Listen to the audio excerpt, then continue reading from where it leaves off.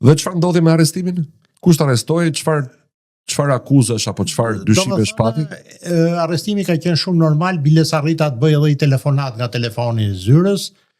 Erdhi Odiseja, një oficer policie që e njifsha, i minuti thash se do morë në telefon se më ka marrë drejtori për gjithë i doganave, isha rrend, kuptohet. Mora në telefon Lekën, që ishe shefi katedrës italishës, mosha ime, edhe ai ishe shkuar në këto demonstratat e studentëve, Lek Bezhani, edhe i thash që erdhi Zaura, do më thonë erdhën të marrin, kontakto se kishin ardhë një 2 gazetar suedes të një gazete svenske, Dagbladet, Dagbladet, okej. Se ma i men, unë i kisha taku ato, kishin folë anglisht edhe ishe gjë e madhe, do më thënë që njofto gazetarët e huaj se ishe gjë e madhe. Plus, ai ishe njoftu dhe Giuseppe Coletën, që ishe sekretari politike e ambasadës italiane, pra ishe Bonami dhe këni nga ana italiane. Ramizin atko ishe shumë i friksuar kur kishe kontakte me të hujt, i kishe shumë frikë, se me në hodhi që mund të përfundote bashkë me në gjmijën si Ceaușescu me të shoqen.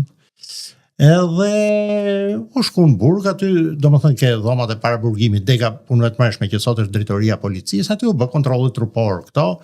Hetusia ishte, jo në e gjokshit se qfarë, do më thënë, u fillu me organizatë kundërrevolucionare për përmbysjen e pushtetit popullor me dhunë, që e kishe nga 15 vjetë e qelirije deri me vdekje, terror, diversion, bërë, akuza idiote, pastaj ranë goditje personi zyrtar për shkak detyrës që unë s'kisha godit policë për kundër, një policë kisha mollu me trup duke i thonë, që keni me policën vlla, ne kemi me komitetin e partisë. Shkojmë atje, se në moment që polici bëj për tokë, s'të pengon do të mo. A ishi policë që në fjarë, me tollon rëndë dhe jo, me tollon. Akuz tjetër ishe neni 13 pranë bashkëpunim, sjellje pa denjë në shoqëri, dëmtimi pasuri socialiste me dashjen për masat më dha se kisha thyr dyqanet e kisha... Në kombinim të gjitha akuzave nëse provoheshin sa vjet burg, haja?